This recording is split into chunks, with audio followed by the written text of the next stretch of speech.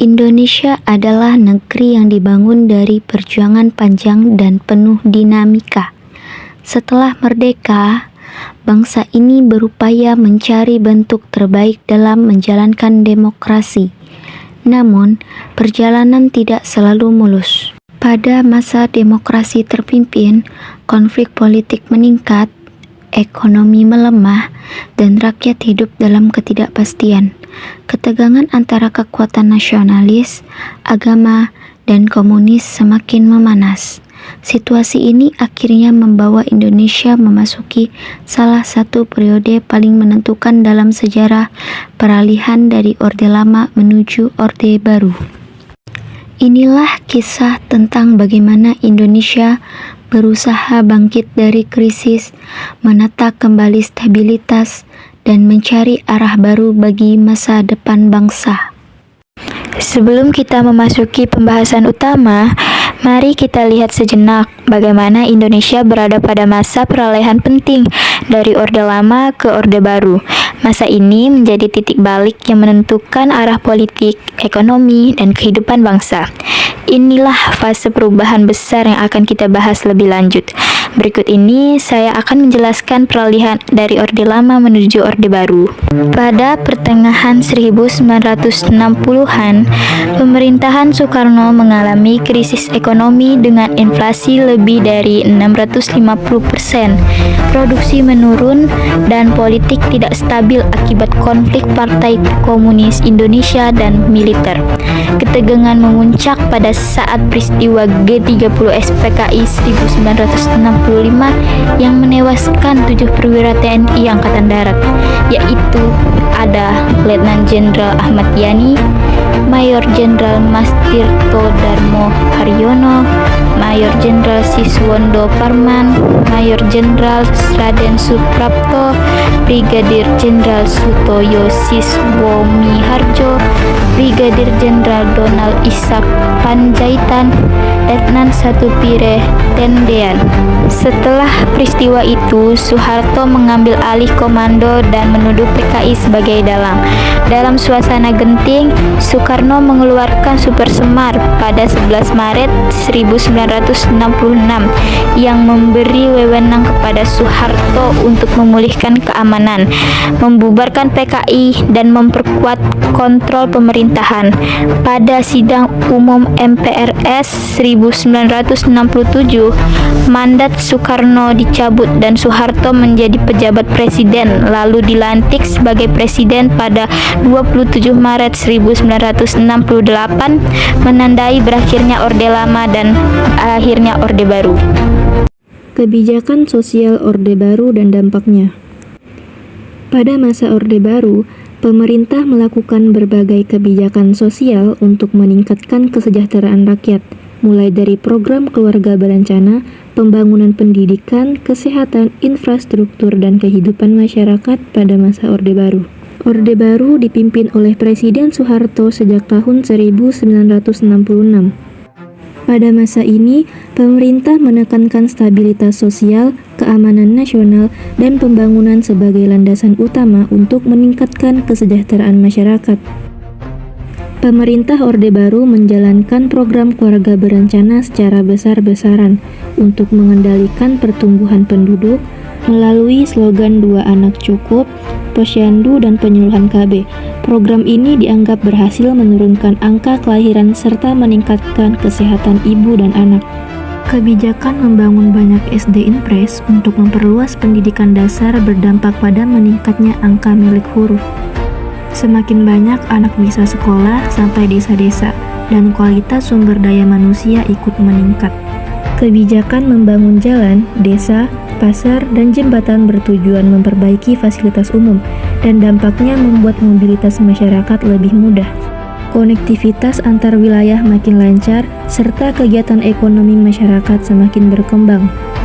Kebijakan menjaga stabilitas sosial membuat kehidupan masyarakat lebih tertib dan aman, dan dampaknya gotong royong tetap berjalan. serta memperkuat kebersamaan meski beberapa kegiatan mulai diarahkan pemerintah. Era Orde Baru membawa perubahan besar dalam dunia politik Indonesia. Partai disederhanakan, militer ikut mengatur negara, dan kekuasaan presiden semakin kuat. Semua kebijakan ini punya dampak besar bagi demokrasi dan pembangunan. Yuk kita lihat bagaimana kebijakan Orde Baru membentuk Indonesia pada masa itu. Pemerintahan Orde Baru menekankan stabilitas politik dan keamanan dengan menjalankan Pancasila serta UUD 1945 secara murni dan konsekuen. Melalui kebijakan fusi partai politik pada tahun 1973, sistem politik disederhanakan menjadi Golkar, PPP, dan PDI yang membuat politik lebih teratur namun membatasi demokrasi dan melemahkan oposisi. Kebijakan dui fungsi ABRI memberi militer peran di bidang pertahanan dan sosial politik sehingga keamanan lebih terkendali dan pembangunan menjadi lebih cepat, tetapi membuat militer terlalu dominan dan mengurangi peran sipil. Selain itu, sentralisasi kekuasaan presiden mempermudah koordinasi pembangunan, namun berdampak negatif dengan munculnya budaya korupsi, kolusi, dan nepotisme, serta gaya pemerintahan yang semakin otoriter. Saya akan menjelaskan kebijakan hukum Orde Baru dan dampaknya. Meski stabilitas terjaga, hukum di masa Orde Baru sering digunakan sebagai alat kekuasaan. Kasus pelanggaran HAM berat. Yang pertama, tragedi Tanjung Priok pada tahun 1984, penembakan terhadap warga sipil. Yang kedua, peristiwa Talang Sari pada tahun 1989, kekerasan terhadap umat Islam di Lampung. Yang ketiga, penembakan misterius atau Petrus di awal tahun 1980-an. Yang keempat, penculikan aktivis reformasi pada tahun 1997 sampai 1998. Hukum ditegakkan bukan untuk keadilan, tapi untuk menekankan oposisi. Selain itu, muncul korupsi, kolusi, dan nepotisme. KKN yang melibatkan keluarga Presiden Soeharto ini menjadi bibit ketidakpuasan rakyat menjelang akhir kekuasaannya. Pada video ini, kita akan membahas kebijakan ekonomi Orde Baru dan dampaknya bagi Indonesia, mulai dari keberhasilan awal pembangunan hingga krisis besar yang muncul di akhir masa pemerintahannya. Mari kita simak penjelasannya. Kebijakan politik dan ekonomi Orde Baru sempat membawa kemajuan di awal, namun akhirnya menimbulkan dampak besar yang merugikan Indonesia. Krisis moneter 1997 membuat nilai rupiah anjlok, banyak perusahaan bangkrut, harga kebutuhan pokok meningkat, dan aktivitas ekonomi melemah. Bahkan, bantuan dari IMF pun tidak segera membantu. Kondisi ini makin parah karena sistem pemerintahan Orde Baru yang sangat sentralistik serta maraknya praktik korupsi, kolusi, dan nepotisme atau KKN di kalangan pejabat, sehingga kebijakan sering tidak berpihak pada rakyat kecil. Akibatnya, muncul ketidakpuasan masyarakat di berbagai daerah yang kemudian memicu gerakan sosial dan politik untuk menuntut perubahan besar. Situasi inilah yang akhirnya mendorong lahirnya masa reformasi di Indonesia.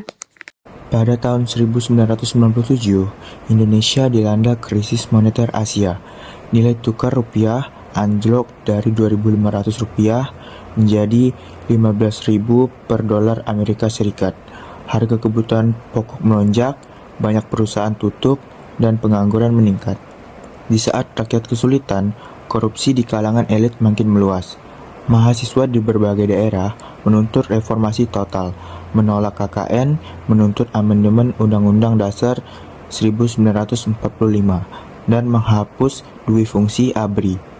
Kerusuhan besar terjadi di Jakarta dan kota lain pada Mei 1998.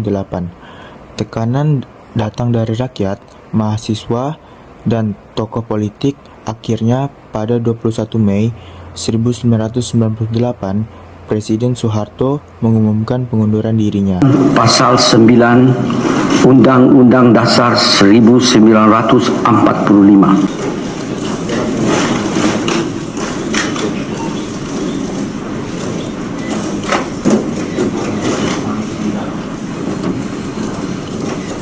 B.J. Habibie dilantik menjadi presiden, menandai lahirnya era reformasi. 32 tahun Orde Baru memberi kita banyak pelajaran. Kita melihat bagaimana stabilitas bisa dijaga, tapi juga bagaimana kekuasaan yang terlalu terpusat dapat membungkam suara rakyat. Di balik keberhasilan pembangunan, ada banyak kisah yang tak terdengar tentang kebebasan yang dibatasi, kritik yang ditutup, dan harapan yang menunggu kesempatan untuk disuarakan. Dan pada akhirnya, semua itu mengantar Indonesia menuju satu titik, kebutuhan untuk berubah. Disinilah reformasi lahir, bukan dari kekacauan semata, tetapi dari kesadaran bahwa bangsa ini membutuhkan ruang yang lebih adil dan terbuka. Reformasi adalah proses yang terus berjalan dan kitalah penerusnya. Tugas generasi kita adalah menjaga agar kebebasan tidak disalahgunakan dan stabilitas tetap dijaga, sambil terus memperjuangkan keadilan yang belum sepenuhnya tercapai.